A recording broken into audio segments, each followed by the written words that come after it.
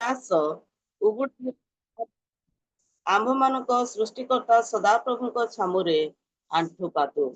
ପ୍ରଭୁ ଏ ପଠିତ ବାକ୍ୟରେ ପୁଣି ଶ୍ରବଣରେ ପ୍ରତ୍ୟେକଙ୍କୁ ଆଶୀର୍ବାଦ କରନ୍ତୁ। ଆମେନ୍।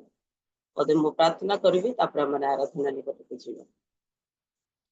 ମଙ୍ଗଳମୟ ପରମେଶ୍ୱର ପ୍ରିୟ ପ୍ରଭୁ, ତୁମ ନାମକୁ ଧନ୍ୟବାଦ ଦଉଛୁ, ତୁମର ଗୌରବ କରୁଛୁ, ତୁମର ପ୍ରଶଂସା କରୁଛୁ ପ୍ରିୟ ପ୍ରଭୁ। ରାତ୍ରିର ସମସ୍ତ ଅମଙ୍ଗଳତାରୁ ମୃତ୍ୟୁ ବିନାଶରୁ ତୁମେ ଆମମାନଙ୍କୁ ଉଦ୍ଧାର କରି ଆଣିଲ। ଆଉ ଏକ ଦିନ ଆମମାନଙ୍କ ଜୀବନରେ ଯୋଡ଼ିଦେଲ। ଏ ପ୍ରାତଃ ସମୟରେ ତୁମ ନିକଟକୁ ଆସିବା ପାଇଁ, ତୁମର ଗୌରବ କରିବା ପାଇଁ, ତୁମର ପ୍ରଶଂସା କରିବା ପାଇଁ, ତୁମର ସାନ୍ନିଧ୍ୟ ମଧ୍ୟକୁ ଆସିବା ପାଇଁ ସୁନ୍ଦର ଅବକାଶ ଦେଲ, ସେଥିପାଇଁ ଧନ୍ୟବାଦ ଦଉଛୁ। ପ୍ରାର୍ଥନା କରୁଛୁ ପ୍ରିୟ ପ୍ରଭୁ, ଆଜିର ଉପାସନାର ଭାରକୁ ତୁମ ହସ୍ତରେ ସମର୍ପଣ କରୁଛୁ। ତୁମେ ଦୟାକରି ଆଶୀର୍ବାଦ କର ଏବଂ ତୁମର ଉପସ୍ଥିତିରେ ବସିବା ପାଇଁ ସାହାଯ୍ୟ କର। ନିବେଦନ କରୁଛୁ ପ୍ରିୟ ପ୍ରଭୁ, ଯୋଉ ଦାସ ଆରାଧନା କରିବେ, ତୁମେ ତାଙ୍କର ସହବର୍ତ୍ତୀ ପରମେଶ୍ୱର ହୁଅ, ତାଙ୍କର କଣ୍ଠକୁ ତୁମେ ଖୋଲି ଦିଅ। ଆମମାନେ ପ୍ରତ୍ୟେକ ଯେପରି ତାଙ୍କ ସହିତ ମିଳି ପ୍ରଭୁ ତୁମର ଗୌରବ କରିବୁ, ପ୍ରଶଂସା କରିବୁ, ଏଥିପାଇଁ ତୁମେ ସାହାଯ୍ୟ କର। କାରଣ ପୂଜା ପ୍ରଶଂସା ପାଇବା ପାଇଁ ଏକମାତ୍ର ଯୋଗ୍ୟ ପରମେଶ୍ୱର ତୁମେ ଅଟ। ନିବେଦନ କରୁଛୁ ଆପା, ବାକ୍ୟ ନେଇ ଆସୁଥିବା ତୁମର ଦାସଙ୍କୁ ତୁମ ହସ୍ତରେ ସମର୍ପଣ କରୁଛି। ତାଙ୍କୁ ମଧ୍ୟ ତୁମେ ଆଶୀର୍ବାଦ କର। ତାଙ୍କ ମୁଖପାତ୍ର ହୋଇ ତୁମେ କଥା କୁହ। ବାକ୍ୟକୁ ନିଜେ ବୁଝି ଅନ୍ୟମାନଙ୍କୁ ଯେପରି ବୁଝେଇ ପାରିବେ ସେହିପରି ଶକ୍ତି ପ୍ରଦାନ କର। ଆମେ ଯେତିକି ଶୁଣିବୁ ଶ୍ରୋତା ମାତ୍ର ନ ହେଇ ବାକ୍ୟର କର୍ମକାରୀ ହେଇପାରିବୁ, ପାଳନକାରୀ ହେଇପାରିବୁ, ଏଥିପାଇଁ ତୁମେ ସାହାଯ୍ୟ କର। ପୁଣି ପ୍ରାର୍ଥନା କରୁଛୁ, ଆମେ ଯେତେ ଜଣ ବସିଛୁ ପ୍ରତ୍ୟେକଙ୍କୁ ତୁମେ ଆଶୀର୍ବାଦ କର, ତୁମର ଉପସ୍ଥିତିରେ ବସିବା ପାଇଁ ସାହାଯ୍ୟ କର। ସମସ୍ତ ପ୍ରାର୍ଥନା ବିନତି ତୁମକୁ ଦେଇ ଯୀଶୁ ତୁମ ନାମରେ ମାଗିଲେ, ଆମେନ୍। ପୁନର୍ବାର ସମସ୍ତଙ୍କୁ ପ୍ରେଜ୍ ଦ ଲର୍ଡ। ବିଶେଷ କରି ଅନୁରୋଧ କରୁଛି, ଯୋଉମାନେ ସଠିକ ଜାଗାରେ ବସିଛନ୍ତି ତାହେଲେ ନିଜ ନିଜର ଭିଡିଓକୁ ଅନ୍ କରିକି ବସନ୍ତୁ। ଆମମାନେ ଯେତେବେଳେ ଆରାଧନା କରିବା, ପ୍ରଭୁଙ୍କର ଗୌରବ କରିବା, ପ୍ରଭୁଙ୍କର ପ୍ରଶଂସା କରିବା, ତେଣୁ ପ୍ରତ୍ୟେକ ଆମମାନେ ଭିଡିଓରେ ଆସିବା ଏବଂ ପ୍ରଭୁଙ୍କର ଉପସ୍ଥିତି ମଧ୍ୟକୁ ଯିବା। ଆମମାନଙ୍କ ଗହଣରେ ଆଜି ଆରାଧନା ନେଇ ଆସୁଛନ୍ତି ପ୍ରଭୁଙ୍କର ଦାସ ପାଷ୍ଟର ଅଜୟ ମସି। ମୁଁ ତାଙ୍କୁ ପ୍ରଭୁ ଯୀଶୁଖ୍ରୀଷ୍ଟଙ୍କ ନାମରେ ସ୍ୱାଗତ ଜଣାଏ। ସେ ଆଗକୁ ଆସିବେ ଏବଂ ଆମମାନଙ୍କୁ ଆରାଧନାରେ କଢେଇ ନେବେ। Praise the Lord sir. Praise the Lord, praise the Lord. तो प्रभु परमेश्वर का धन्यवाद हो और आप सभी को मेरी तरफ से जय मसीह की नमस्कार, प्रेज द लॉर्ड। और मैं धन्यवाद देना चाहूँगा इस रियल मिनिस्ट्री के जो होस्ट है सर, प्रभु परमेश्वर ने आशीष दे। आज फिर से प्रभु ने मुझे आप लोग के बीच में लेकर आया और आज हम जीवित परमेश्वर की महिमा करेंगे। और धन्यवाद सिस्टर आपका कि आपने स्तुति होवे आज की ऑनलाइन में वर्शिप के लिए इनवाइट किए। प्रभु के नाम की बड़ी महिमा हो। और आइए अब हम प्रभु की महिमा के लिए अपने आप को तैयार करें। आज का ये सुबह का समय जब हम जीवित परमेश्वर के लिए गाते हैं, आराधना करते हैं, ये हमारे लिए बड़ी सौभाग्य की बात होती है। तो हम गाना गाएंगे और प्रभु को महिमा देंगे। और गाना गाने से पहले एक वचन पढ़वाना चाहूँगा मैं। 2 कुरिन्थियों का 2 अध्याय और उसका 14 में इस प्रकार से लिखा है, परंतु परमेश्वर का धन्यवाद हो जो मसीह में सदा हमको जय के उत्सव में लिए फिरता है और अपने ज्ञान की सुगंध हमारे द्वारा हर जगह फैलाता है। हालेलुया। तो परमेश्वर का धन्यवाद हो। इस वचन के द्वारा प्रभु हम सबको आशीष करे और हम जीवित परमेश्वर के नाम की महिमा को करेंगे। जो महान और पवित्र है, वो आदर के योग है, वो आराधना के योग है, वो महिमा के योग है। हम उसी जीवित परमेश्वर के नाम को महिमा देंगे। और गीत जो है, जय देने वाले प्रभु यीशु को कोटि कोटि धन्यवाद, जीवन देने वाले प्रभु यीशु को जीवन भर धन्यवाद। इस गीत को गाकर हम प्रभु को महिमा देंगे। अब मेरे साथ गा सकते हैं, ताली बजा सकते हैं, आनंदित हो सकते हैं, क्योंकि सच में प्रभु की उपस्थिति में आनंद की भरपूरी है। Amen. Okay, thank you Lord Jesus, hallelujah.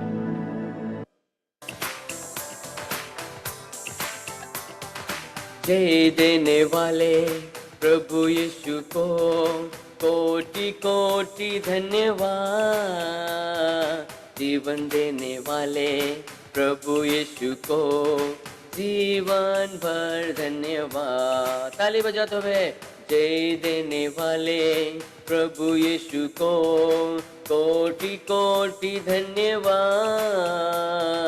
जीवन देने वाले प्रभु यीशु को जीवन भर धन्यवाद। हल्लेलुया हल्लेलुया गाएंगे, आत्मा से भर कर नाचेंगे। हल्लेलुया हल्लेलुया गाएंगे, आत्मा से भर कर नाचेंगे। यीशु जिंदा है, वो आने वाला है। ओ यीशु जिंदा है, वो आने वाला है। मुक्ति देने वाले प्रभु यीशु को कोटि कोटि धन्यवाद। सामर्थ देने वाले प्रभु यीशु को जीवन भर धन्यवाद। फिर से कहेंगे, मुक्ति देने वाले प्रभु यीशु को कोटि कोटि धन्यवाद। सामर्थ देने वाले प्रभु यीशु को जीवन भर धन्यवाद। हल्लेलुया हल्लेलुया गाएंगे, आत्मा से भर कर नाचेंगे। हल्लेलुया हल्लेलुया गाएंगे, आत्मा से भर कर नाचेंगे। यीशु जिंदा है, वो आने वाला है। आमीन। यीशु जिंदा है, वो आने वाला है। शांति देने वाले प्रभु यीशु को कोटि कोटि धन्यवाद। उद्धार देने वाले प्रभु यीशु को जीवन भर धन्यवाद। गाएंगे, शांति देने वाले प्रभु यीशु को कोटि कोटि धन्यवाद। उद्धार देने वाले प्रभु यीशु को जीवन भर धन्यवाद। हल्लेलुया हल्लेलुया गाएंगे, आत्मा से भर कर नाचेंगे। हल्लेलुया हल्लेलुया गाएंगे, आत्मा से भर कर नाचेंगे। आमीन। हालेलुया। सच में प्रभु का धन्यवाद हो। जय देने वाला प्रभु है, वो हमारे साथ है और वो हमें विजय दिलाता है, वो हमें जय के उत्सव में ले चलता है। इसलिए हम उस प्रभु की उपस्थिति में इन गीतों को गाकर हम प्रभु के नाम को महिमा देते हैं। आइए एक और गीत गाएंगे। स्तुतियों पे प्यार करूंगा मैं ज्यादा तुझसे, आराधना और गहराई से। इस गीत को गाकर हम प्रभु को महिमा देंगे। आमीन।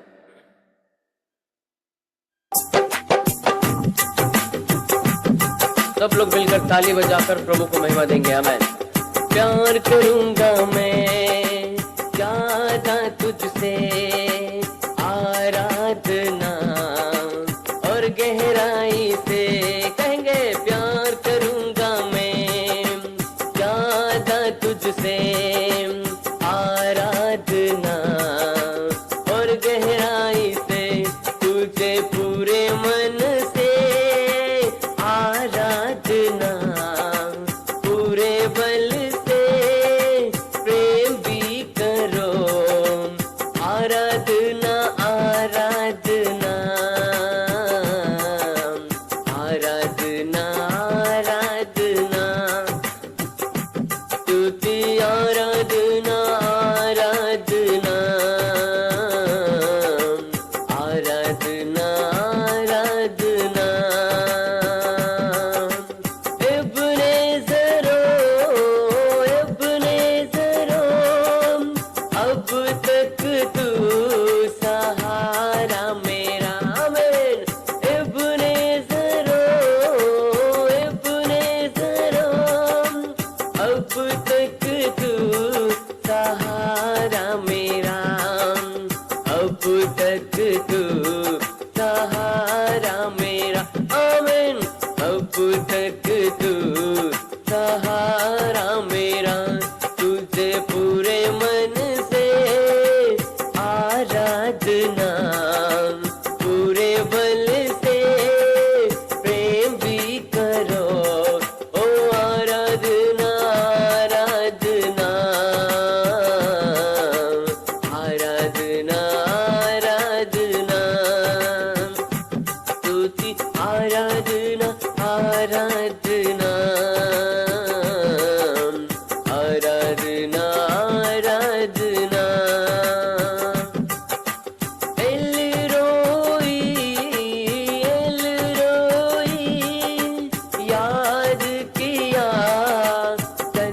धन्यवाद प्रभु।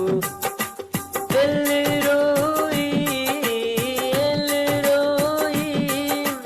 याद किया, धन्यवाद प्रभु हमें याद किया। धन्यवाद प्रभु मुझे याद किया।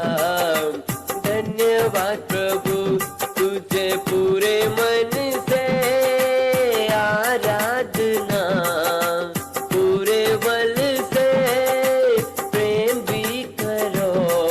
ओ आराधना आराधना, आमीन। आराधना आराधना, रिबला बशकला वरिदना मराबा, स्तुति आराधना आराधना,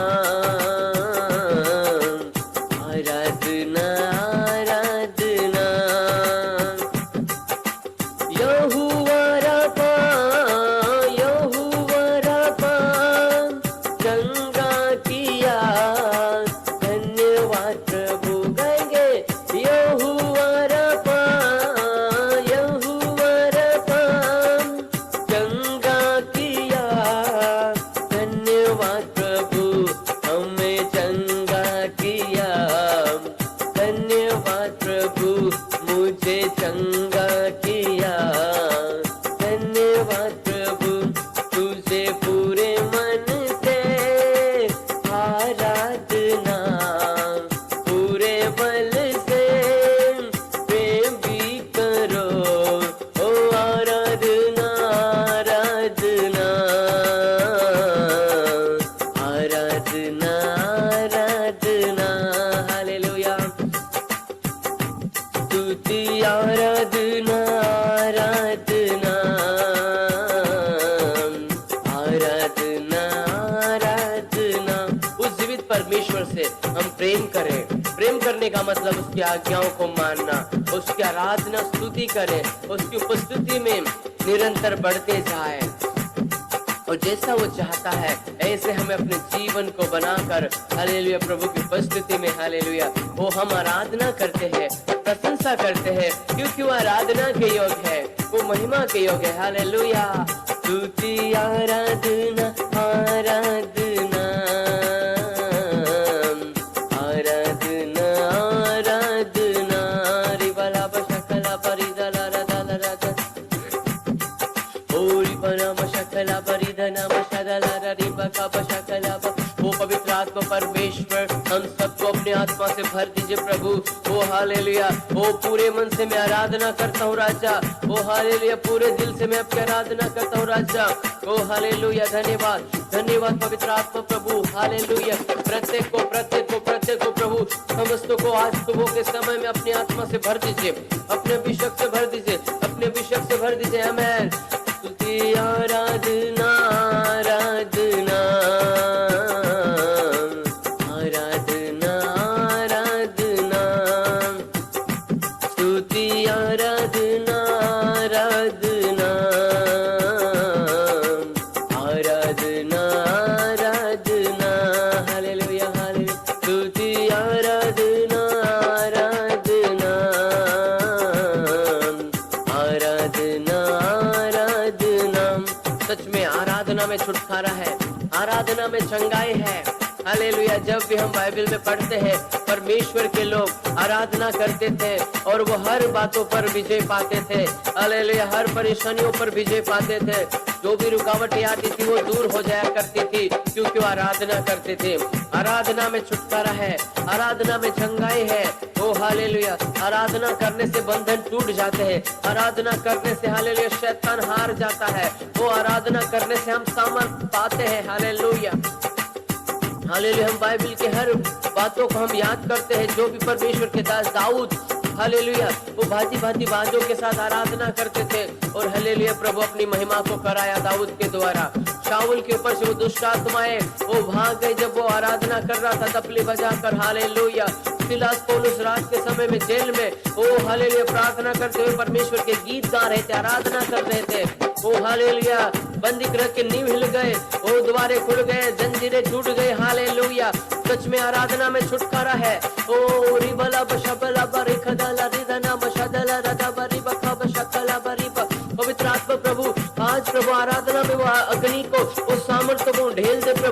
ताकि आपके हर एक बच्चे प्रभु आत्मा से भर जाए, पवित्र आत्मा से भर जाए, दानों वरदानों से भर जाए।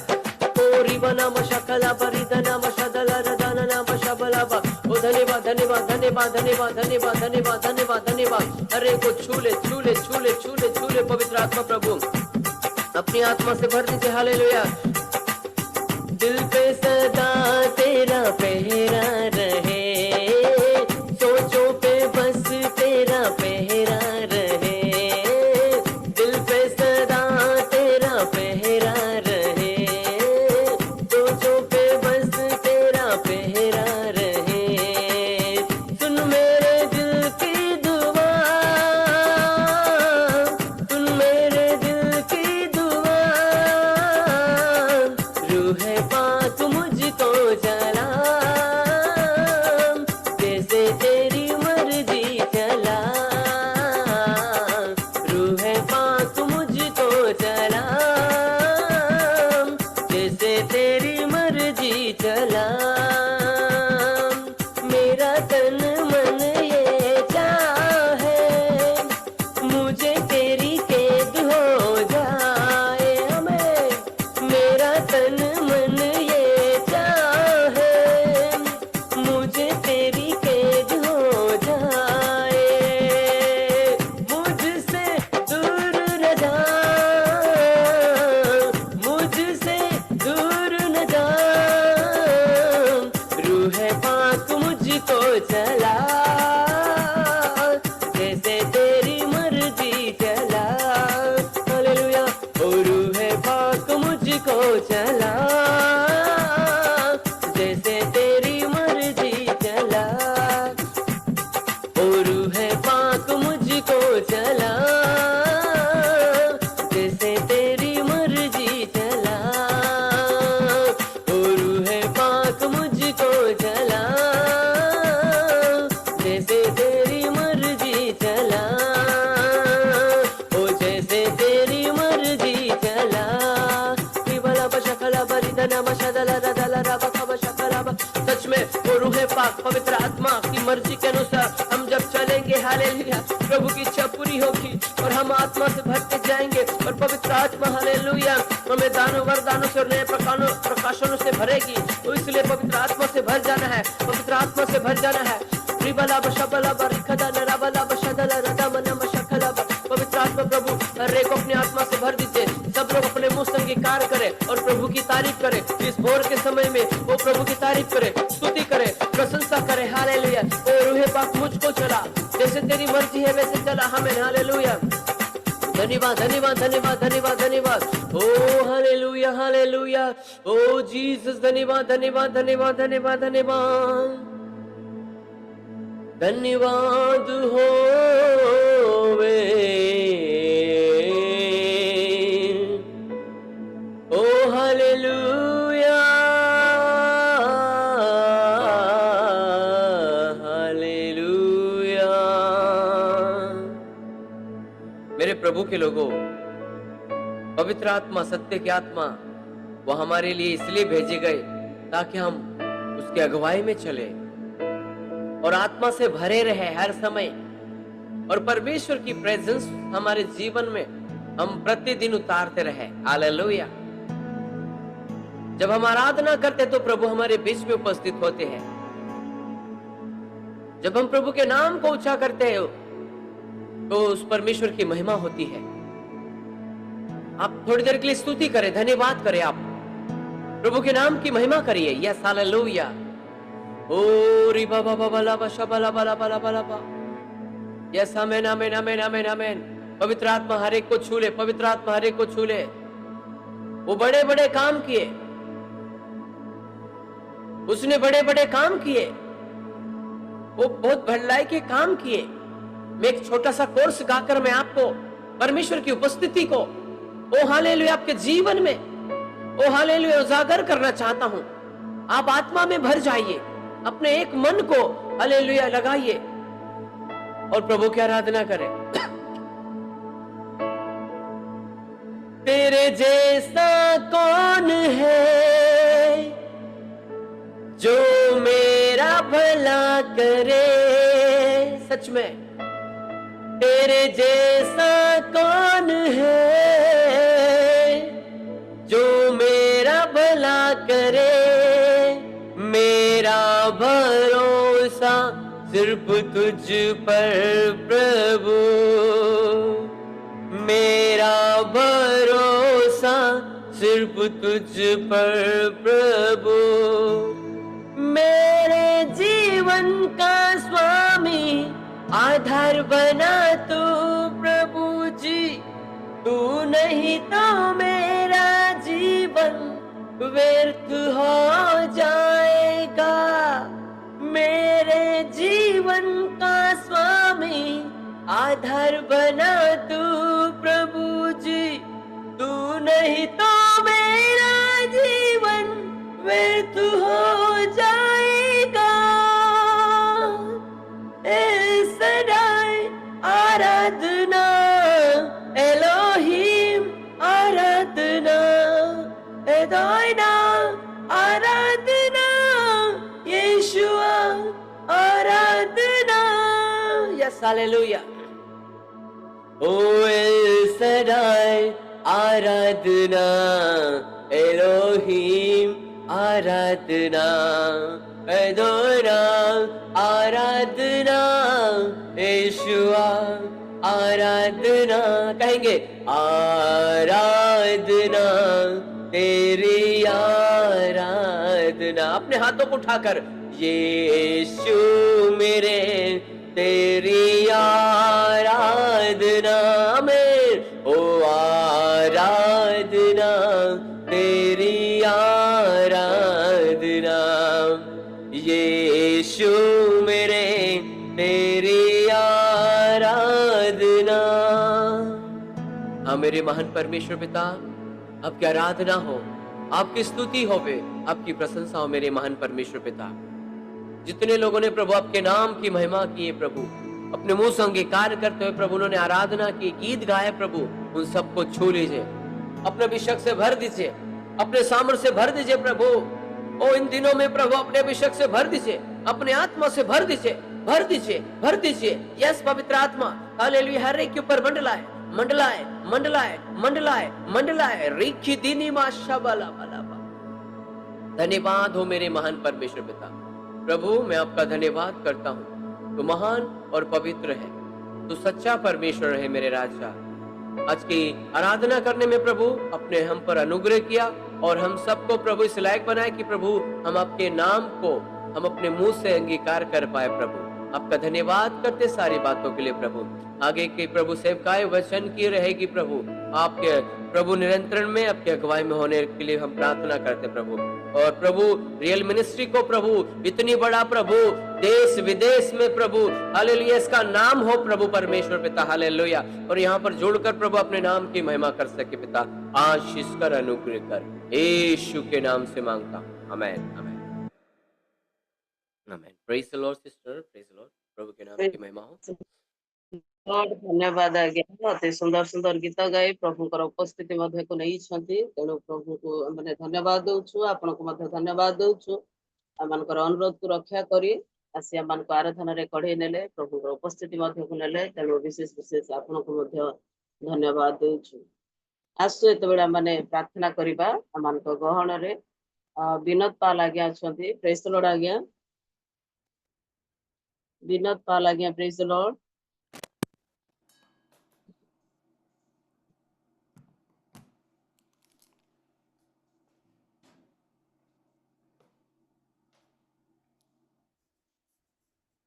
कदे से सुनी पारु नांती। जेम्स राय जेना आज्ञा, प्रेज द लॉर्ड।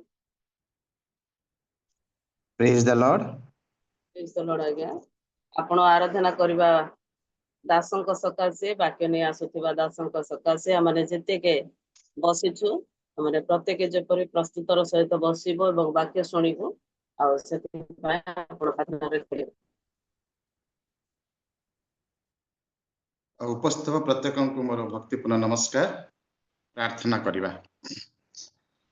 मंगलमय सदा प्रभु तुमरी समस्त मंगल दान पे आमे धन्यवाद करी तुमरी गौरव प्रशंसा करुछु, धन्यवाद करुछु। आमानक जीवन रे आ गोटे सुंदर सुप्रभात समय देखिबा को देल, पुणी धन्यवाद करुछु प्रभु ए टेक्नोलोजी माध्यम ए जूम माध्यम उपासना करने विभिन्न स्थान समस्त को एकत्रित कर धन्यवाद करुछु धन्यवाद करुछु प्रभु आज मध्यस्थी प्रार्थना रे प्रत्येक भाई एवं भौणी मैंने से प्रभु आम को सहयोग कले प्रभु धन्यवाद करुछु आज आराधना रे अजय मसी भाई प्रभु से आम को सुंदर गीत गुड़ाक गाई आराधना करी एक प्रभु एक आध्यात्मिक परिस्थिति को माहौल को प्रभु से तैयार कर धन्यवाद करुछु प्रार्थना करुछु प्रभु आ प्रत्येक को तुम्हें आशीर्वाद कर विशेष कर प्रभु अजय मसी भाई आम प्रार्थना करुछु तांको आहुरी तुमरी गौरव निमंते तुमरी राज्य वृद्धि व्यवहार कर प्रभु आम तुमरी पवित्र वाक्य वर्तमान शुणु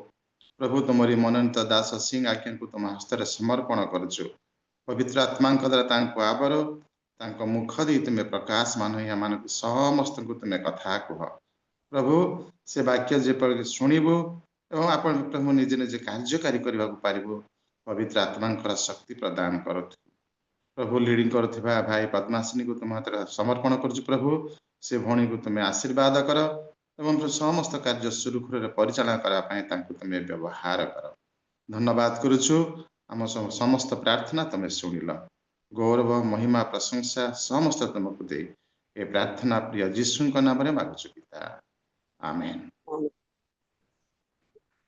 धन्यवाद आज्ञा जो समस्त प्रार्थना अनुरोध रखा गला आप प्रार्थना करके कढ़ई ने तेणु आपको बहुत धन्यवाद प्रत्येक को पुनर्बार अनुरोध करुच्छे जदि आपने सठिक जगह बसी निजर वीडियो को ऑन करंतु एवं वाक्य शुणा प्रस्तुत हुंतु आमने आराधना कर आराधना रे प्रस्तुत होने वाक्य शुणा परदा पछरे रहिले किसी हबनी परदा आग को आसवाई चेष्टा करंतु एवं बसी प्रभुकर वाक्य शुणा आम गहन किसी विज्ञापन अच्छी कि हाँ करार दीदी प्रेज द लॉर्ड आ वक्ता जॉइन हेबा पे गोटे 5 मिनिट लागिवो से फोन करिथिले आ जदी का टेस्टिमोनी अछि आ माने सुनि देबा टेस्टिमोनी हाँ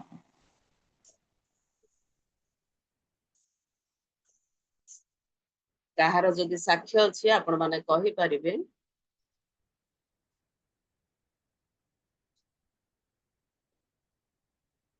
मु कहिबे कि कहतु दीदी praise the Lord praise the Lord प्रभु का नाम रो गौरव करूची प्रशंसा करूची रियल मिनिस्ट्री रो सेवा कार्य को धन्यवाद मध्य जणाउची गत 2024 एप्रिल मासरु मते कर्कट रोग हैला आ अनेक उत्थान पतन दे गति कले मध्य प्रभु मोर संग रहिले आपण मानकर प्रार्थना सुले अनेक अनुभूति भितर गोटे कथा कहबी जेते बेले गत जुलाई रे मते द्वितीय केमो नेबा पई पड़ला मो देहरे ब्लड शून्य हो गला डॉक्टर लिखिले जे दीदी को ब्लड दिया जीवो आ ब्लड न देले केमो दिया जीवो नाही ईश्वर आशीर्वाद जो मन रे किंतु लागी थाए जे मु ब्लड नेबी नाही आ प्रभु आशीर्वाद करिवे पुणी थरे टेस्ट कली आमर जोटा 1,50,000 यूनिट रहिबा कथा आम ब्लड रे मोर 86,000 थिला पुणी डॉक्टर कागज रे लिखि देले मोर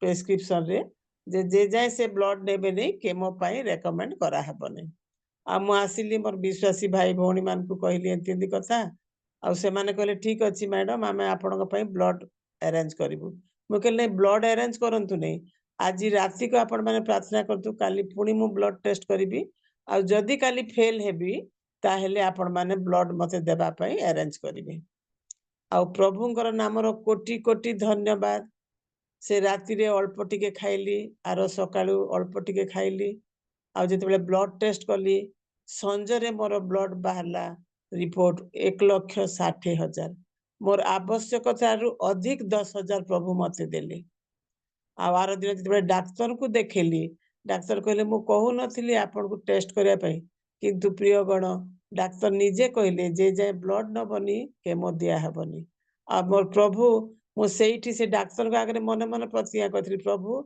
ए डाक्टर जेपरि तुमर साक्ष्य जानिबो तुमे जे केते आश्चर्य कार्य कर से जानिबो एही आशीर्वाद मते दियो आ अनेक बाधा विघ्न परे मध्य मते से आश्चर्य भाव रे आशीर्वाद कले आउ से जो ब्लड 80,000 थिला 1,60,000 माने 2 गुण मते आशीर्वाद कले आ मु तार दिन केमो नहीं पारली ए प्रकार अनेक घटना अछि जोटा कि ता माने मु एबे मने पकेले लोम टांकुरी उठे जे प्रभु मते केते प्रेम करंती आ केते आश्चर्य भाबरे मते कढेई नउछंती प्रतिकूल मु जेंदी से दिन शिक्षा देली प्रतिकूल परिस्थिति रे मध्य ईश्वर हमर संग रे थांती एटा जो माने विश्वास करंती जो माने ग्रहण करंती से माने केवल जानी परिबे किंतु जो माने नॉर्मल खाई पिंधी सोई बंचिबार लोक से माने विश्वास मध्य करि परिबे नै आ एपरि अनेक मिराकल अछि समय आसले मु से समस्त कहिबी किंतु प्रभु मते से दिन जो आशीर्वाद कले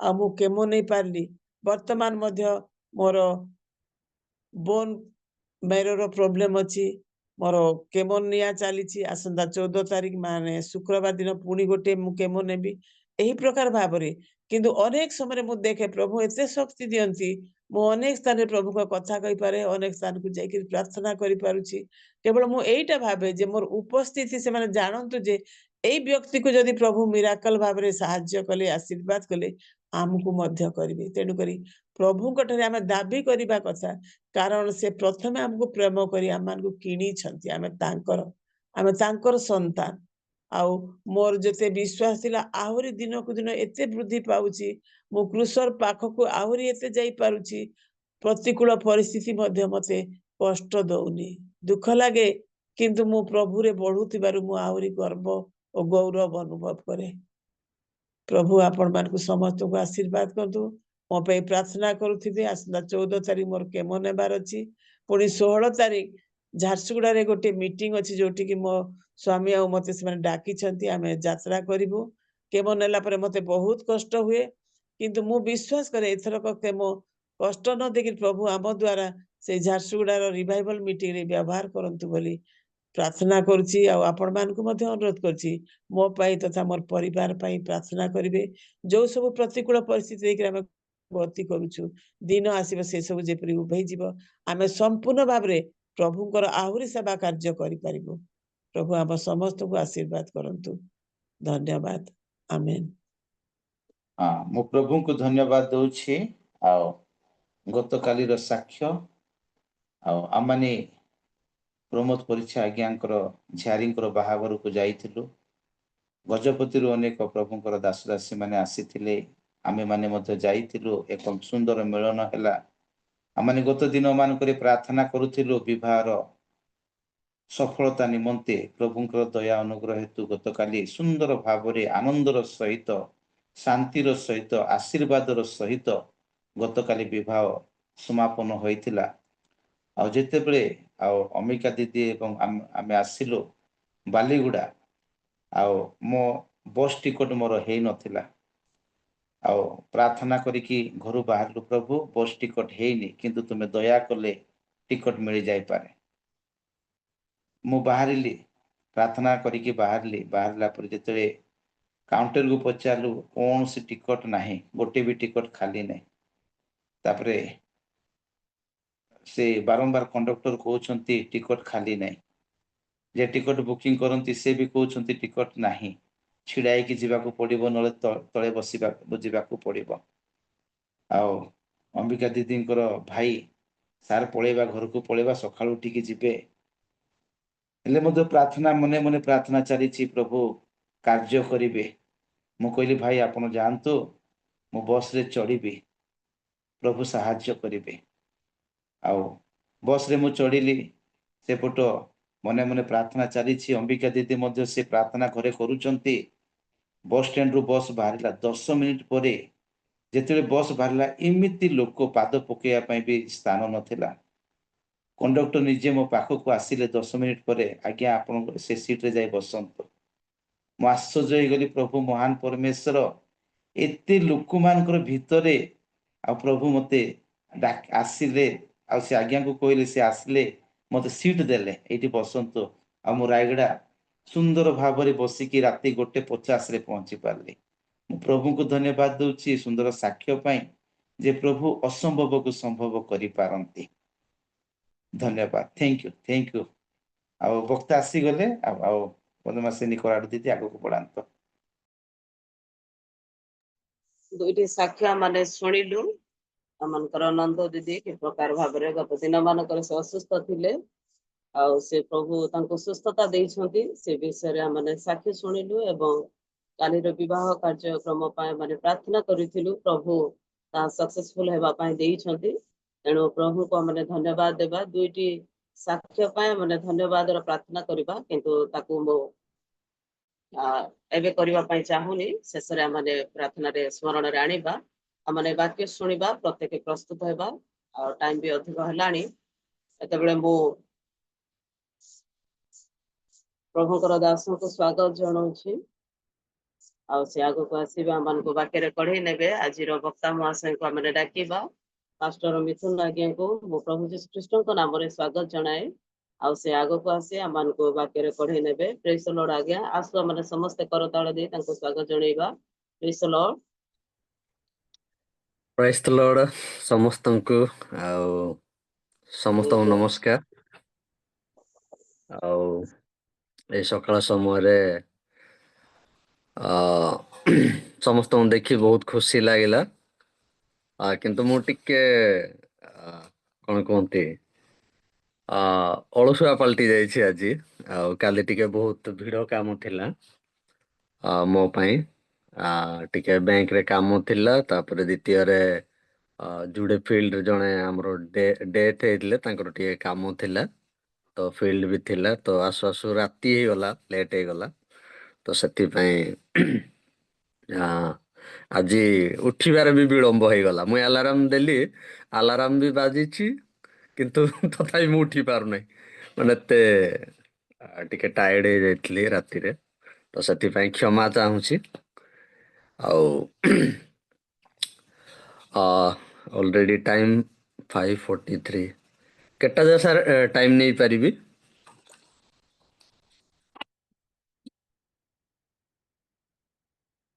ହଁ 30 ମିନିଟ୍ କୁହନ୍ତୁ ସାର୍ 30 ମିନିଟ୍ ଓକେ ମୁଁ 20 ମିନିଟ୍ରେ ତାହେଲେ ଶେଷ କରିବି ନାଇଁ କି ବେଶୀ ଟାଇମ୍ ନେଇପାରିବିନି ଅଲରେଡି ଟାଇମ୍ କ୍ରସ୍ ହେଇସାରିଛି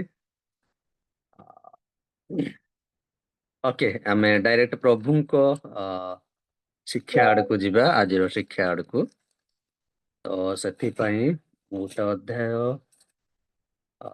ଆମେ ପାଠ କରିବା ପ୍ରଥମ ରାଜାବଳୀ ତାର 21 ଅଧ୍ୟାୟ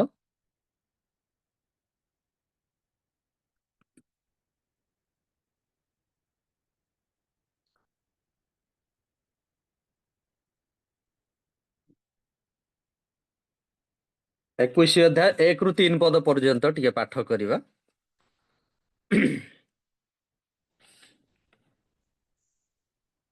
ଅନନ୍ତର ଶୈତାନ ଇସ୍ରାଏଲ ପ୍ରତିକୂଳରେ ଠିଆ ହୋଇ ଇସ୍ରାଏଲକୁ ଗଣନା କରିବା ପାଇଁ ଦାଉଦଙ୍କୁ ପ୍ରବର୍ତ୍ତାଇଲା ପ୍ରଥମ ରାଜାବଳୀ ଏଇ ଉତ୍ତରେ ଏହିପରି ଘଟିଲା ଜିସ୍ରିୟସରେ ସମିରିୟାର ରାଜା ଆହାବଙ୍କର ଅଟ୍ଟାଳିକା ସନ୍ନିକଟରେ ଜିସ୍ରିଏଲିୟ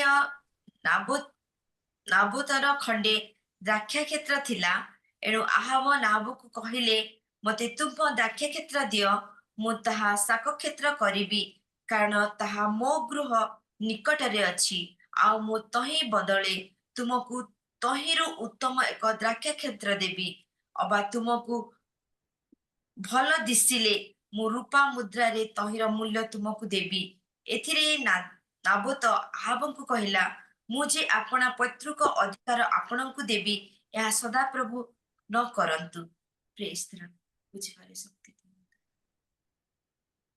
ପ୍ରାଇଜ୍ ଦ ଲର୍ଡ ସମସ୍ତଙ୍କୁ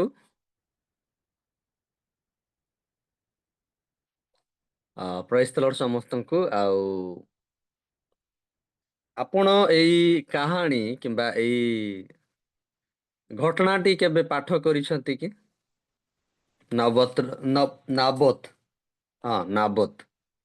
ନାବୋତର କାହାଣୀ ପାଠ କରିଛନ୍ତି ଓକେ ତ ଏଠି ଗୋଟେ ଘଟଣା ଘଟିଛି ଯେତେବେଳେ ରାଜା ଆହାବ ଶାସନ କରୁଥିଲେ ଇସ୍ରାଏଲ ଉପରେ ଆଉ ସେଇ ସମୟରେ ଆହାବ ରାଜା ଥିଲେ ଆଉ ଇସ୍ରାଏଲ ଇସ୍ରାଏଲ ର ଜଣେ ଲୋକ ଥିଲା ଜିସ୍ରିଏଲ ରେ, ତାର ନାଁ ଥିଲା କଣ? ନାବୋଥ, ନାଇଁ କି? ନାବୋଥ ଥିଲା, ଆଉ ତାର ଅଟ୍ଟାଳିକା ପାଖରେ ମାନେ ପାଖାପାଖି ନାବୋଥର ଗୋଟେ ଦ୍ରାକ୍ଷା କ୍ଷେତ ଥିଲା, ଦ୍ରାକ୍ଷା କ୍ଷେତ। ତ ସେତେବେଳେ ରାଜା କଣ କହିଲେ ନା, ମୁଁ ତୁମକୁ, ନାବୋଥକୁ କହିଲେ ମୁଁ ତୁମକୁ କିଛି ପଇସା ଦେବି କିମ୍ବା ଉପହାର ଦେବି, ଆଉ ତୁମେ ମତେ ଏଇ କ୍ଷେତଟାକୁ ବିକି ଦିଅ। କିନ୍ତୁ ନାବୋଥ କହିଲା, ମୁଁ ଯେ ଆପଣଙ୍କୁ ମୋର ପିତାଙ୍କର ଅଧିକାର ଆପଣଙ୍କୁ ମୁଁ ଦେଇପାରିବି ନାହିଁ, ଆଉ ଏହା ସଦାପ୍ରଭୁ କଣ ନ କରନ୍ତୁ। ଏମିତି କିଏ କହିଲା ନା ନାବୋଥ କହିଲା।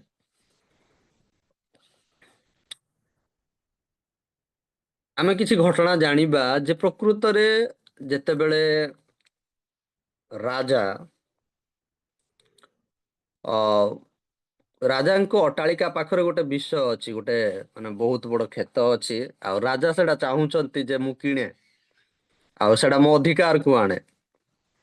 କିନ୍ତୁ ନାବୋଥ ଏଠାରେ ନାହିଁ କରୁଛନ୍ତି, ଆଉ ଯେତେବେଳେ ନାବୋଥ ନାହିଁ କରୁଛନ୍ତି, ରାଜାଙ୍କ ମୁହଁ ଶୁଖି ଯାଉଛି, ନାଇଁ କି? ଆଉ ବହୁତ ଘଟଣା ଘଟିଛି, ଆଗକୁ ଯେତେବେଳେ ଆମେ ପାଠ କରିବା ସେଠି ବହୁତ ଘଟଣା ଘଟିଛି। ସେ ଖାଇଲେ ନାହିଁ, ପିଇଲେ ନାହିଁ, ଆଉ ସେତେବେଳେ ତାଙ୍କ ରାଣୀ ଯିଏ ଥିଲେ ଇସେବଲ, ଆଉ କାହିଁକି ତ ମୋ ମୁହଁ ଶୁଖିଛି, ଆଉ ସେ ଯାଇ ବିଭିନ୍ନ ପ୍ରକାର ଷଡ଼ଯନ୍ତ୍ର କରି ନାବୋଥକୁ ନିଜ ରାସ୍ତାରୁ ହଟେଇ ଦଉଛନ୍ତି, ମାନେ ମାରି ଦଉଛନ୍ତି। ପାପାଧମ ସନ୍ତାନ ମାନଙ୍କୁ ଏକାଠି କରିକିନା। ଇସ୍ରାଏଲର ବିଧି ଥିଲା ଯେ ଯଦି କେହି ପାପାଧାମ ସନ୍ତାନ ମାନେ ତାକୁ ନିନ୍ଦା କରନ୍ତି, ତାହେଲେ ତାକୁ ନେଇ ପଥରରେ ମାରି ଦିଆଯିବ, ସେଟା ନିୟମ ଥିଲା। ଆଉ ସେଇ ପ୍ରକାର ଗୋଟେ କଣ କୁହନ୍ତି ଯୋଜନା, ପ୍ଲାନ ତିଆରି କରି ରାଣୀ ଇସେବଲ ନାବୋଥକୁ ମାରିଦେଲା। କଣ ପାଇଁ ନା କ୍ଷେତ ପାଇଁ। ଆଜିର ପ୍ରଶ୍ନ ଯେ ନାବୋଥ ନିଜର ପୈତୃକ ସମ୍ପତ୍ତି ବିକିବା ପାଇଁ ମନା କରୁଥିଲା, କିନ୍ତୁ ରାଜା ସେଇ ବିଷୟ ପାଇଁ ଗୋଟେ କଣ କୁହନ୍ତି ଖାଇବି ନାହିଁ, ପିଇବି ନାହିଁ, ଆଉ ମାନେ ଗୋଟେ ଲାଳସା ଯେ ମୁଁ ଏଇ କ୍ଷେତକୁ ଯେମିତି ହେଲେ ମତେ ମିଳୁ, ଯାହାକି ଜଣେ ବିଜାତୀୟ ରାଜା, ସେ ଜଣେ ଆମ କଣ କୁହନ୍ତି ଇସ୍ରାଏଲର ରାଜା ନଥିଲା, ହୁଏତ ପାରେ ତାକୁ ବିଧି ଜଣା ନଥିବ। କିନ୍ତୁ ବାଇବେଲ କଣ କହୁଛି ସେ ସମ୍ବନ୍ଧରେ ଆମେ ଜାଣିବା ଯେ ନାବୋଥ କାହିଁକି ନିଜର କ୍ଷେତ, ଜଣେ ରାଜା ଯେତେବେଳେ ଜଣେ ରାଜା ମାଗୁଛି ଯେ ମୁଁ ତୁମକୁ ଯେତେ ପଇସା ସେତେ ଦେବି, ତମକୁ ରୂପା ମୁଦ୍ରା ଦେବି, ଉପହାର ଦେବି, ସବୁ କିଛି ଦେବି, ତୁମେ ଯାହା ଚାହିଁବ ମୁଁ ତାହା ତୁମକୁ ଦେବି, କିନ୍ତୁ ଖାଲି ଖଣ୍ଡେ କ୍ଷେତଟା ମତେ ଦେଇଦିଅ। ନାବୋଥ ଏଠି କହୁଛି ଯେ ମୁଁ ଆପଣଙ୍କୁ ଯେ ମୋ ପିତାଙ୍କର ଅଧିକାର ଯୋଉଟା ମୁଁ ଦେବି, ଏଇ ବିଷୟଟା ପରମେଶ୍ୱର ନ କରନ୍ତୁ।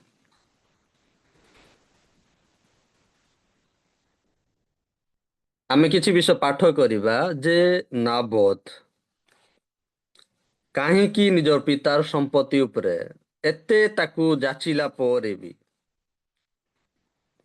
ଏତେ ତାକୁ ପଇସା ପତ୍ର ଯାଚିଲା ପରେ ବି, ରାଜା କହିଲା ପରେ ବି, ଜଣେ ମହାନ ବ୍ୟକ୍ତି ରାଜା ନାହିଁ କି, କହିଲା ପରେ ବି ସେ ସେ ନିଜ କଣ କୁହନ୍ତି ନିଜ କଥାରେ କିମ୍ବା ଯାହା ତାକୁ ଦିଆଯାଇଛି ସେ କ୍ଷେତ୍ରରେ ସେ ଅଟଳ ଅଟେ, ସେ କ୍ଷେତ୍ରରେ ସେ ଅଟଳ ଅଟେ। ଆମେ ପାଠ କରିବା ଲେବି ପୁସ୍ତକ ତାର 25 ଅଧ୍ୟାୟ 23 ରୁ 28 ପଦ ଟିକେ ପାଠ କରିବା।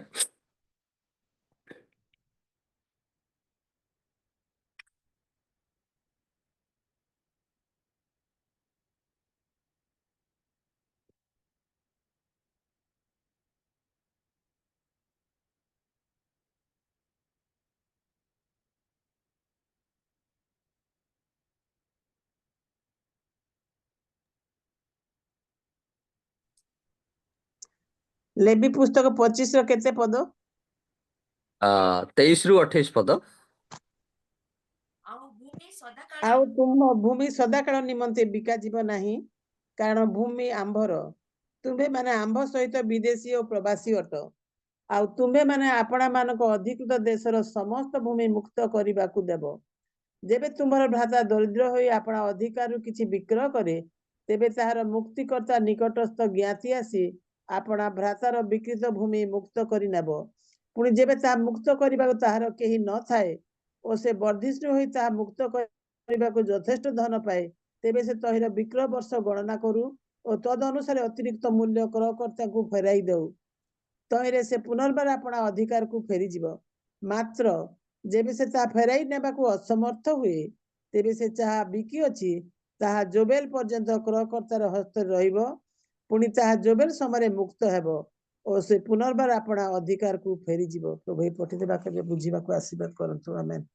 ଆମେନ୍ ଆମେନ୍। ଆଉ ଗୋଟେ ପଦ ପଢିଦବା, ଗଣନା 36 ଅଧ୍ୟାୟ 7 ପଦ। ଆଉ ଗୋଟେ ପଦ ପଢିଦବା, ଗଣନା 36 ଅଧ୍ୟାୟ 7 ପଦ।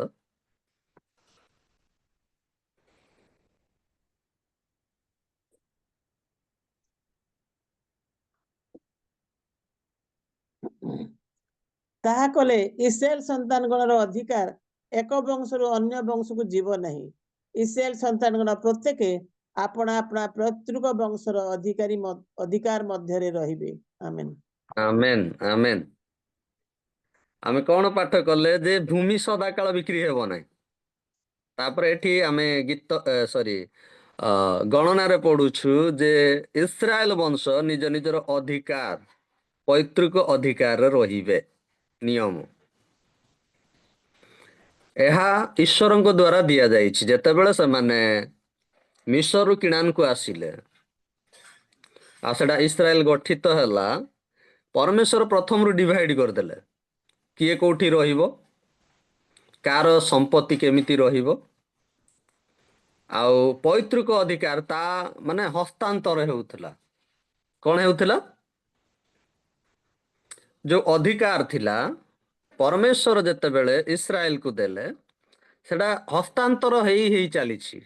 ମାନେ ପରମେଶ୍ୱର ଦେଇଛନ୍ତି ସେଟା ସେମାନଙ୍କର ଶକ୍ତି ନଥିଲା ସେଇ କଣ କୁହନ୍ତି ଇସ୍ରାଏଲକୁ ଗଠନ କରିବା ପାଇଁ କିମ୍ବା କିଣା ଦେଶରେ ପ୍ରବେଶ କରି ଅଧିକାର କରିବା ପାଇଁ। କିନ୍ତୁ ଏଟା କିଏ ଦେଇଛି ଏ ଅଧିକାରଟାକୁ? ପରମେଶ୍ୱର ଦେଇଛନ୍ତି, ନାଇଁ କି? ତ ଏଇ ବିଷୟଟି ପ୍ରଥମେ ପରମେଶ୍ୱର ଇସ୍ରାଏଲକୁ ଦେଇଛନ୍ତି। ଆଉ ଏଇ ଯୋଉ ସ୍ଥାନଟି ହସ୍ତାନ୍ତର ହେଇ ହେଇ ହେଇ ହେଇ ହେଇ ହେଇ ହେଇ ନବତ ପାହାକୁ ଆସିଛି। କାହା ପାହାକୁ ଆସିଛି? ଏଇ ଯୋଉ ସ୍ଥାନଟି, ଏଇ ଯୋଉ ଜାଗାଟି ସ୍ଥାନାନ୍ତର ମାନେ ହସ୍ତାନ୍ତର ହେଇ ହେଇ, ମାନେ ସେ ତା ପୁଅକୁ ଦେଲା, ସେ ତା ପୁଅକୁ ଦେଲା, ସେ ତା ପୁଅକୁ ଦେଲା। ପ୍ରଥମ ବିଷୟ ହଉଛି ଏଇ ଯୋଉ ସ୍ଥାନଟି, ଯୋଉ ଅଧିକାରଟି ନବତକୁ ମିଳିଛି, ଫାଷ୍ଟ ପରମେଶ୍ୱରଙ୍କ ଠାରୁ ମିଳିଛି। କାଠାରୁ ମିଳିଛି? ପରମେଶ୍ୱର। ତ ପୈତୃକ ସମ୍ପତ୍ତି ମାନେ ଈଶ୍ୱର ଯାହା ଦେଇଛନ୍ତି ସେଟା ବିକ୍ରି ହେବ ନାହିଁ। ଏଟା ଗୋଟେ ଦାୟିତ୍ୱ ଭାର ଅଟେ। କଣ ଅଟେ?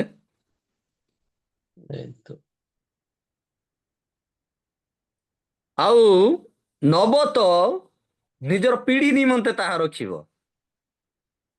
ମୁଁ ବିକ୍ରି କରିପାରିବି ନାହିଁ ନବତ।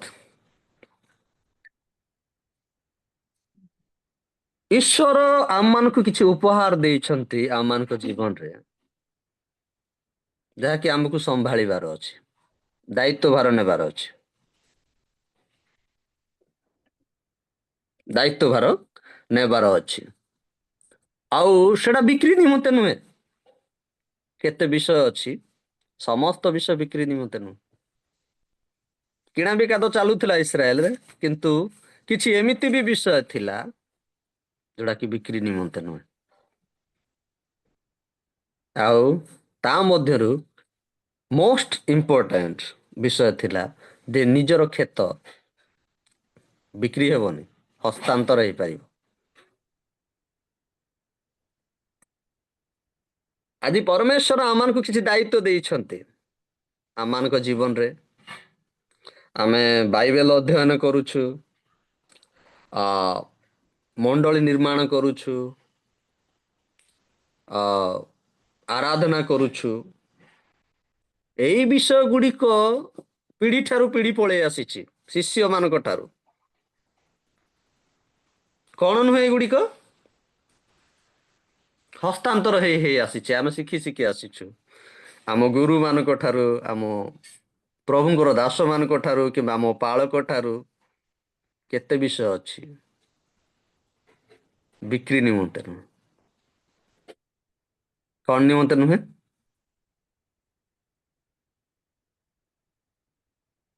ଆମକୁ ଦାୟିତ୍ୱ ଭାର ଦିଆଯାଇଛି, ଯେକୌଣସି ବିଷୟର, ସେ ମଣ୍ଡଳୀର, ସେ ଆରାଧନାର, ସେବା କାର୍ଯ୍ୟର, ବାଇବେଲ ଅଧ୍ୟୟନର, ଯେକୌଣସି ବିଷୟ ଆମେ କରିପାରୁଛୁ। ପରମେଶ୍ୱର ଦେଇଥିବା ଅଧିକାର ସେଟା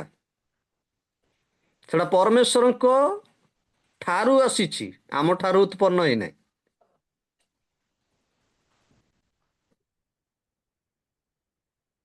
ଆମ ଠାରୁ ଉତ୍ପନ୍ନ ନୁହେଁ, ସେଟା କାଠୁ ଆସିଛି? ପରମେଶ୍ୱରଙ୍କ ଠାରୁ।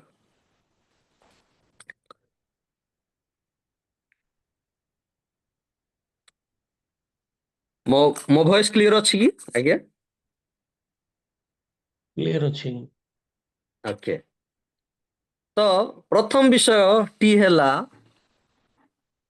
ଏଇ ଯୋଉ କ୍ଷେତ ମିଳିଛି ନବତକୁ, ସେଟା ଈଶ୍ୱର ଦତ୍ତ ଅଟେ। ଦ୍ୱିତୀୟ ବିଷୟ,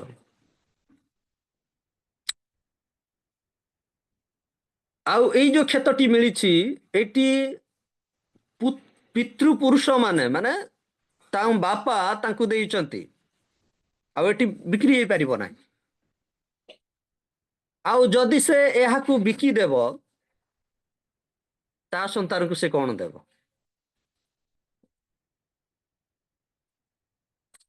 ବୁଝିପାରିଲେ? ସେଥିପାଇଁ ସେ ଏହାକୁ କଣ କରିପାରିବ ନାହିଁ? ବିକ୍ରି କରିପାରିବ ନାହିଁ।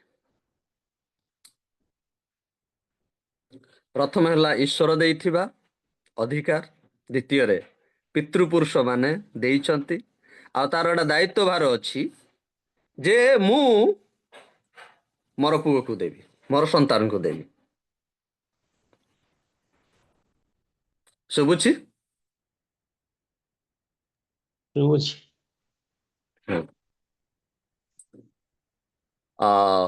ଆପଣ ଆମେରିକାର ନ୍ୟୁଜ ଶୁଣିଛନ୍ତି କି? ଶୁଣିଛନ୍ତି? ଆମେରିକାରେ କଣ ବର୍ତ୍ତମାନ ଘଟଣା ଘଟୁଛି? ଦୁଇଟି ଯାକ ଆମେରିକାରେ ହେଲା, ସେ ଉତ୍ତର ଆମେରିକା କୁହ କି ଦକ୍ଷିଣ ଆମେରିକା କୁହ, ବର୍ଷକୁ 4000 ରୁ 5000 ଚର୍ଚ୍ଚ ବନ୍ଦ ହେଉଛି, ବିଲ୍ଡିଂ ଗୁଡାକ ବିକ୍ରି ହେଉଛି। ପ୍ରୋବ୍ଲେମ, ମୁସଲିମ ମାନେ କିଣୁଛନ୍ତି, ଗଭର୍ଣମେଣ୍ଟ ଲିଜରେ ନେଇଯାଉଛି।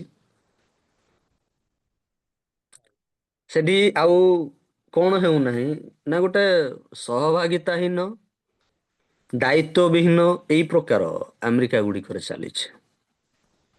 ଆଉ ଆଗାମୀ ନ୍ୟୁଜ ମୁଁ ଦେଖୁଥିଲି ଏଇ ମାସେ ତଳେ, ଯେ ବହୁତ ଗୁଡ଼ିକ ଚର୍ଚ୍ଚ ଆଉ 14 ରୁ 15 ହଜାରଟି ଚର୍ଚ୍ଚ ଆହୁରି ବନ୍ଦ ହେବାର ଅଛି ଏଇ ଭିତରେ, ଏଇ ଅଳ୍ପ ସମୟ ଭିତରେ।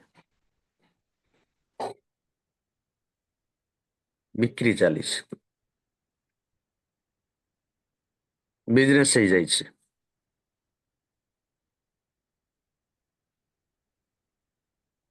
ପରମେଶ୍ୱର କେତୋଟି ବିଷୟ ଆମମାନଙ୍କୁ ଦେଇଛନ୍ତି, ଯୋଉଟା କି ବିକ୍ରି ନିମନ୍ତେ ନୁହେଁ। କେତୋଟି ବିଷୟ ଅଛି, କେତୋଟି ଅଧିକାର, ଆଉ କେତୋଟି ବିଷୟ ଆମେ ଆପଣା ଚର୍ଚ୍ଚରୁ କିମ୍ବା ପରମେଶ୍ୱରଙ୍କ ଠାରୁ ଦିଆଯାଇଥିବା ଉପହାର ଅଟେ। से राजाଙ୍କ ଠାରୁ ବହୁତ ଟଙ୍କା ପାଇ ପାରିଥାନ୍ତା କିଏ? ନବତ। କିନ୍ତୁ ସେ କହୁଛି ଏଟା ବିକ୍ରି ନିମନ୍ତେ ନୁହେଁ, ରାଜା ବିକ୍ରି ହେଇପାରିବ ନାଇଁ। ଆଜି ଆମ ମଣ୍ଡଳୀ ଗୁଡିକ କେତେ ଗୁଡିଏ ସେବା କାର୍ଯ୍ୟ ଗୁଡିକ ପଲିଟିକାଲ ପାର୍ଟିର ଏଜେଣ୍ଡା ବି ପାଲଟି ଯାଇଛି। ଦେଖିବେ ପଲିଟିକାଲ ପାର୍ଟି ଆଉ ସେମାନେ ନିଜର ଶକ୍ତି କିମ୍ବା ସାମର୍ଥ୍ୟକୁ ପଲିଟିକାଲ ପାର୍ଟିରେ ନେଇ କଣ କରୁଛନ୍ତି, ତାକୁ ବ୍ୟବହାର କରୁଛନ୍ତି। ନା ମୁଁ ଈଶ୍ୱରଙ୍କ ସେବା କାର୍ଯ୍ୟ ଚଲାଉଛି ପଲିଟିକାଲ ପାର୍ଟି ସହିତ। ଆଉ ବର୍ତ୍ତମାନ ଯେମିତି ଜେ ଭୀମ ବାହାରିଛି, ବିଭିନ୍ନ ପ୍ରକାର ଜାତି ସମାଜ, SC ST ଏଇ ସବୁ ଏଜେଣ୍ଡା ନେଇକି କଣ ଚାଲିଛି, ସେବା କାର୍ଯ୍ୟ ଗୁଡିକ ଚଲେଇଛନ୍ତି ଏଜେଣ୍ଡା। କଣ ଜାତି ପାଇଁ ସୁସମାଚାର ବିକି ଦେବି, ପଲିଟିକାଲ ପାର୍ଟି ପାଇଁ ମୋର ସୁସମାଚାର ଧାରା କିମ୍ବା ସେବା କାର୍ଯ୍ୟର ଧାରାକୁ ବଦଳେଇ ଦେବି।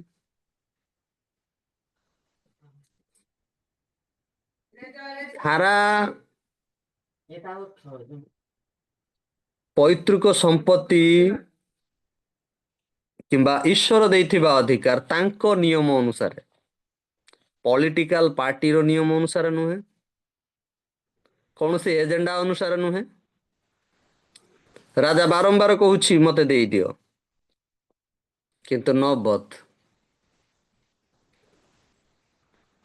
ନିଜକୁ କଣ କରୁଛି, ମୋ ପୈତୃକ ସମ୍ପତ୍ତି ମୁଁ ଦେଇପାରିବିନି, ଚାहे ତୁମେ ମତେ ଯେତେ ଟଙ୍କା ଦିଅ, ଯେତେ ପଇସା ଦିଅ, ଯାହା କିଛି ଦିଅ। ଆମ୍ଭମାନଙ୍କୁ କେତୋଟି ବିଷୟ ଅଛି ଈଶ୍ୱର ଆମମାନଙ୍କୁ ଦେଇଛନ୍ତି, ସେଇ କ୍ଷେତ୍ରରେ ଆମମାନଙ୍କ ଜୀବନରେ ଆମେ ପ୍ରାଚୀର ନିର୍ମାଣ କରିବାର ଅଛି, ଯୋଉଟା କି ସେ ରାଜା ବି ହେଉ,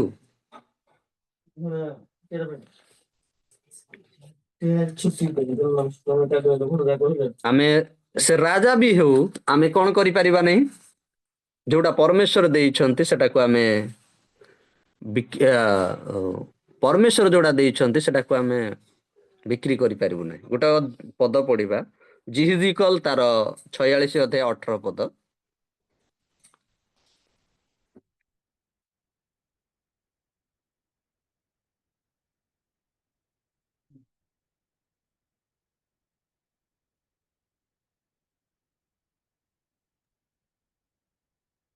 ଆହୁରି ଅଧିପତି ଲୋକମାନଙ୍କୁ ସେମାନଙ୍କ ଅଧିକାରରୁ ଚ୍ୟୁତ କରିବା ନିମନ୍ତେ ସେମାନଙ୍କ ଉତ୍ତରାଧିକାର ହରଣ କରିବେ ନାହିଁ। ଆମ୍ଭର ଲୋକମାନେ ଆପଣା ଆପଣା ଅଧିକାରରୁ ଯେପରି ଛିନ୍ନ ଭିନ୍ନ ହୋଇ ନ ଯାଆନ୍ତି, ଏଥିପାଇଁ ସେ ଆପଣା ଅଧିକାର ମଧ୍ୟରୁ ଆପଣା ପୁତ୍ରମାନଙ୍କୁ ଉତ୍ତରାଧିକାର ଦାନ କରିବେ। ଆମେନ୍। ତ ଏଠି କଣ, ସେ ଅଧିକାର ବ୍ୟକ୍ତି ହେଲେ ବି, ରାଜା ହେଲେ ବି ପୈତୃକ ସମ୍ପତ୍ତିରେ ତାର ଅଧିକାର ନାହିଁ। ସେ ରାଜା ହେଉ, ସେ ଯିଏ ବି ହେଉ, ସେ ଯିଏ ବି ହେଉ, ଗଭର୍ଣ୍ଣର ହେଇଯାଉ କି ସେ ଅଧିକାର ନାହିଁ। ଆମର ଏଜେଣ୍ଡା ଗୋଟେ ଚଲେଇଥିଲେ ସେ ସମୟରେ, ଆମର କଣ କୁହନ୍ତି, ଯେତେବେଳେ ଆମର ଇଲେକ୍ସନ ଚାଲିଲା, ବିଭିନ୍ନ ପ୍ରକାର ପାଳକ ମାନେ ଚର୍ଚ୍ଚ ପାଇବେ ବୋଲି ଆମର ନବୀନ ପଟ୍ଟନାୟକ ଡାକି ଦେଇଥିଲେ, ନାଇଁ କି? ଶୁଣିଛନ୍ତି, ଶୁଣି ନାହାନ୍ତି? ଶୁଣି ନାହାନ୍ତି? ସେତେବେଳେ ଜୋରସୋରରେ ଇଲେକ୍ସନ ଚାଲିଥାଏ, ଆଉ ସରକାର ତୁମକୁ ଚର୍ଚ୍ଚ ଦେବେ, ଆଉ ସେଥିପାଇଁ ପଇସା ବି ଦେବେ, ଆଉ ପଇସା ଦେବେ, ଆଉ ତୁମେ ଏମିତି କରିବ, ଲୋକ କେତେ କଣ, ଜାଗା ବାଡି କେତେ, ଲୋକ ସବୁ ଏ ବିଷୟ କରିବ। ତ ମତେ ପାଳକ ମାନେ ଆମର ଏପଟ ଲାଇନରେ କହିଲେ, କିନ୍ତୁ ମନା କରିଦେଲି, ମନା କରିଦେଲି। ତୁମର ଚର୍ଚ୍ଚ ପାଇଁ କିମ୍ବା ତୁମର ଏଜେଣ୍ଡା ପାଇଁ, ଈଶ୍ୱରଙ୍କ ନିୟମ ବିରୁଦ୍ଧରେ କିମ୍ବା ଯୋଉଟା ପରମେଶ୍ୱର ମତେ ଦେଇଛନ୍ତି, ତୁମ ଆଇଡିଆ, ତୁମ ଏଜେଣ୍ଡାକୁ ନେଇକି ଚାଲିବା, ଏଟା ବିକ୍ରି ଭଳିଆ କାମ ହେଲା। ଆଉ ଈଶ୍ୱର ଯୋଉଟା ଦେଇଛନ୍ତି ସେଟା ତୁମ ଏଜେଣ୍ଡାରେ ନୁହେଁ, ତୁମ ନିୟମରେ ନୁହେଁ, ईश्वर देइछंती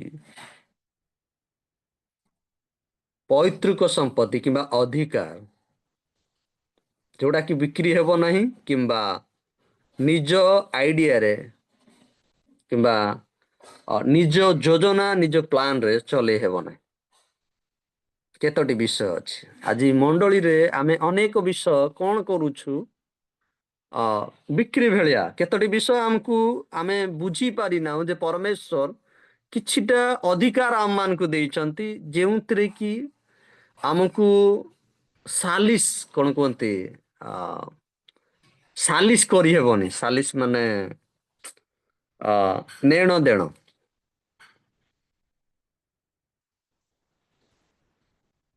तो नवोत्र अधिकार जोटा तार ईश्वर देइथिबा अधिकार पिता देइथिबा अधिकार आज परमेश्वर जहाँ देइछंती आ मानकू आमे कौन हस्तांतर करिवु जदि आमे तिमोथी पुस्तक पढ़िबु 2:2 बाइबल कौन कहूछि जे पढ़ी दियंतु टिके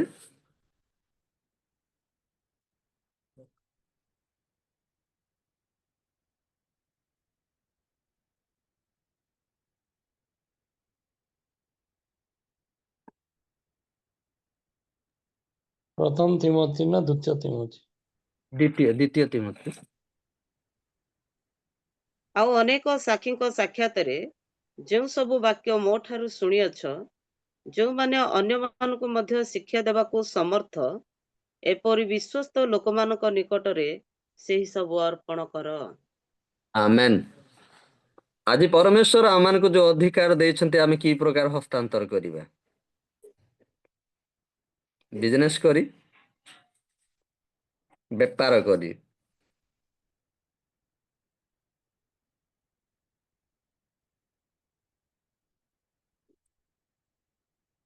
अमेरिकार बहुत गुड़िक चर्च ये हे जिबार कारण कौन बिक्री हेबार कारण कौन सहभागिताहीन दायित्वविहीन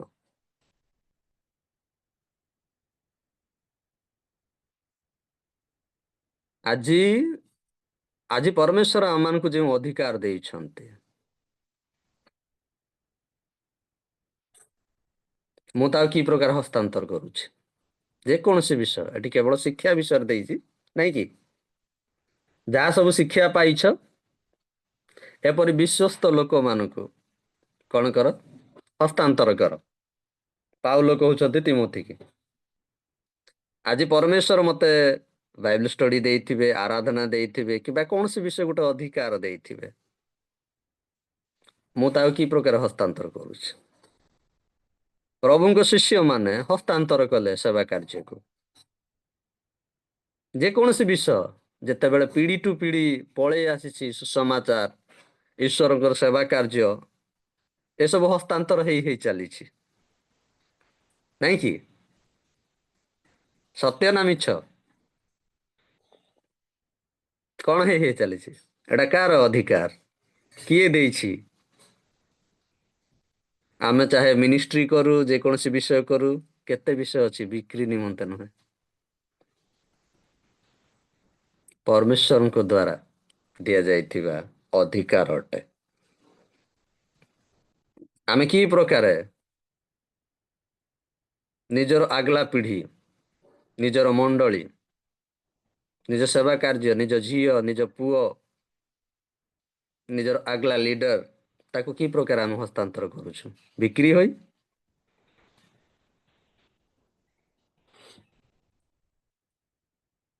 गीत संहिता 78 अध्याय 3 ରୁ 6 पद जने पाठ करिवा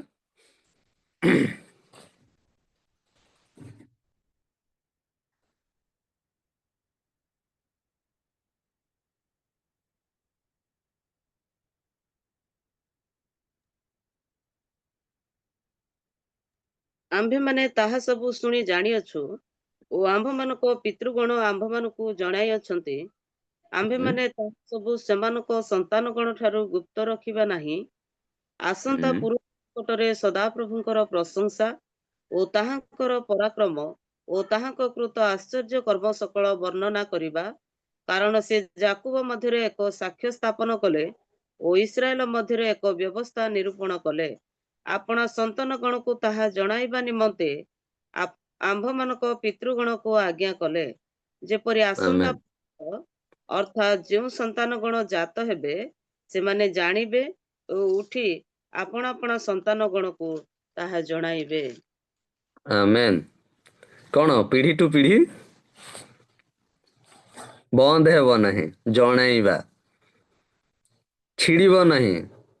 ଅଧିକାରଠୁ ଅଧିକାର, ଯୋଉ ଅଧିକାର ପରମେଶ୍ୱର ଦେଇଛନ୍ତି ତାକୁ ମୁଁ ହସ୍ତାନ୍ତର କରିବି। ସେ ତା ସନ୍ତାନକୁ, ସେ ତା ସନ୍ତାନକୁ, ସେ ତା ସନ୍ତାନକୁ, ଏଇ ପ୍ରକାର ଇସ୍ରାଏଲ ଗଠିତ ହେଇଥିଲା। ଆଉ ନବତ ପାଖରେ ସେଇ କ୍ଷେତ ସେମିତି ପହଞ୍ଚିଥିଲା। ଆଜି ଯେତେବେଳେ ଆମେ କୌଣସି ବିଷୟ କରୁଛୁ, ହସ୍ତାନ୍ତର ହେଇ ହେଇ ହେଇ ହେଇ ଆସିଛି କେତୋଟି ବିଷୟ, କେତୋଟି ବିଷୟ ହସ୍ତାନ୍ତର ହେଇ ହେଇ ଆସିଛି। ହଇତପାରେ ଆମେ କୋଉଠୁ ସୁସମାଚାର ଶୁଣିଥାଉ କିମ୍ବା କୌଣସି ବିଷୟ, କିନ୍ତୁ ଏଟା ଈଶ୍ୱରଙ୍କର ଅଧିକାର ଅଟେ, ଈଶ୍ୱର ଦେଇଥିବା ଅଧିକାର ଅଟେ। ଯେକୌଣସି ବିଷୟ ଆମେ ତାଙ୍କର ମହିମା କେମିତି କରିବା, ଆମେ ତାଙ୍କର ଗୌରବ କେମିତି କରିବା, ଏସବୁ ହସ୍ତାନ୍ତର ହେଇ ହେଇ ଆସିଛି, ନାଇଁ କି? କିନ୍ତୁ ଯୀଶୁଙ୍କ ସମୟରେ କଣ ହେଲା ନା, ଯୀଶୁ ଯେତେବେଳେ ମନ୍ଦିରକୁ ଆସିଲେ ସେତେବେଳେ କଣ ହେଇଯାଇଛି, ମନ୍ଦିରରେ ବିଭିନ୍ନ ପ୍ରକାର ବିକ୍ରୟ କ୍ରୟ ବିକ୍ରୟ ଚାଲିଛି। ତ ପ୍ରଭୁ ଯୀଶୁ କହିଲେ ଏଇଟା ପିତାଙ୍କ ଘର ଅଟେ, କ୍ରୟ ବିକ୍ରୟର ଘର ନୁହେଁ, ନାଇଁ କି? ଯେତେବେଳେ ଆମେ ପିତର ସୁସମାଚାର ପ୍ରଚାର କରୁଥିଲେ, ଆଉ କୁହୁକ ସିମନ, ନାଇଁ କି, ପବିତ୍ର ଆତ୍ମାଙ୍କର କଣ ବିଷୟ କିଣିବା ପାଇଁ ଚାହିଁଲା, ଯେ ଏଇ ଗିଫ୍ଟ ବି ମତେ ଦେଇ ଦିଅନ୍ତୁ, ଏଇ ଉପହାର ମତେ ଦେଇ ଦିଅନ୍ତୁ। କ୍ରୟ ବିକ୍ରୟ ନିମନ୍ତେ। ତ ପିତର କଣ କହିଲେ, ତୁମ ପଇସା ସହିତ ତୁମେ ବି ନଷ୍ଟ ହୁଅ। ଈଶ୍ୱର ଦେଇଥିବା ଅଧିକାର, ପିତା ଦେଇଥିବା ଅଧିକାର କେବେ ବିକ୍ରି ହେବ ନାହିଁ। କେତୋଟି ବିଷୟ ଅଛି ଈଶ୍ୱରଙ୍କ ସେବା କାର୍ଯ୍ୟରେ କିମ୍ବା ଆମ ଜୀବନରେ ଆମକୁ ଜାଣିବାର ଅଛି ଯେ ଈଶ୍ୱର କେତୋଟି ବିଷୟ ତାଙ୍କର ଅଧିକାର ଦେଇଛନ୍ତି। ସମସ୍ତ ବିଷୟ ବିକ୍ରି ନିମନ୍ତେ ନୁହଁ, କିଣାବିକା ପାଇଁ ନୁହଁ,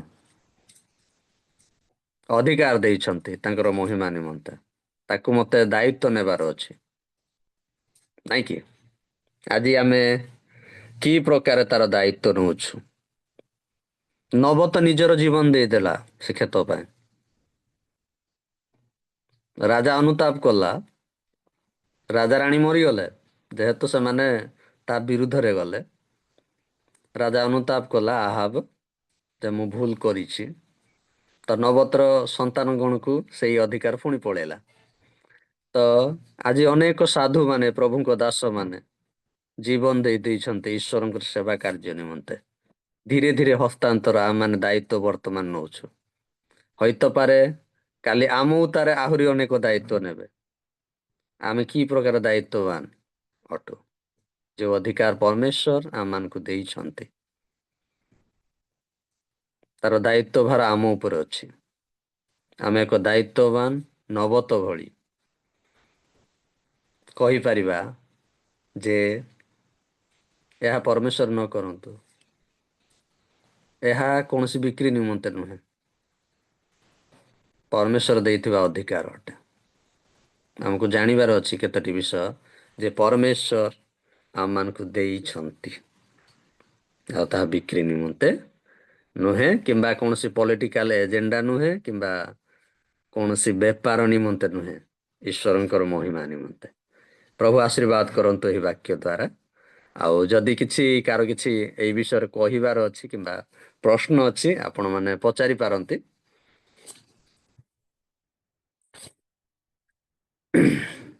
ସରିଗଲା ଆଜ୍ଞା। ପ୍ରାଇଜ୍ ଦ ଲର୍ଡ।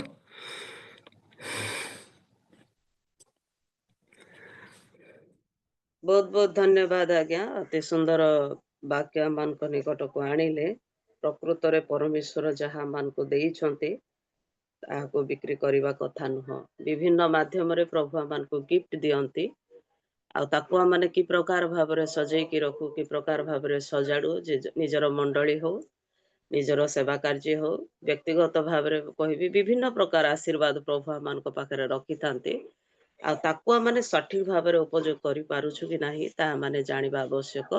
आहब राजा एवं नाबदंकर विषय अति सुंदर भाव आम शिक्षा दौथिले आउ से माने कि प्रकार भाव नाबदर संपत्ति को नेले आउ नाबद को मारिदेले किंतु पीढ़ी उपरे पीढ़ी जोटा कहूतिले आज पर्यंत सेटा चली आसी निजर जमी खंडिक हो निजर घर भी हो जदि बापांकर जमी अच्छी ताहले पुओ माने ग्रहण करेंगे। प्रायतः आमर गजपति डिस्ट्रिक्ट रे चारिटा जदि पुओ अच्छी सान पुओ ही अधिकार करिबो से जो घरे से माने बसवास करेंगे आउ जदि जगह नाही तापय आ जगह नाही जो जगह खंडिक अच्छी से सान पुओ ही ग्रहण करिबो ए प्रकार चली तो एटा विक्रय कथा नुह किंतु अधिकार विषय में कहली जा हो प्रभु आपन को आशीर्वाद करंतु आहुरी ज्ञान रे परिपूर्ण करंतु तुम वाक्य दे आमन को आज कथा कहले प्रभु आपन को आशीर्वाद करंतु प्रेज द लॉर्ड।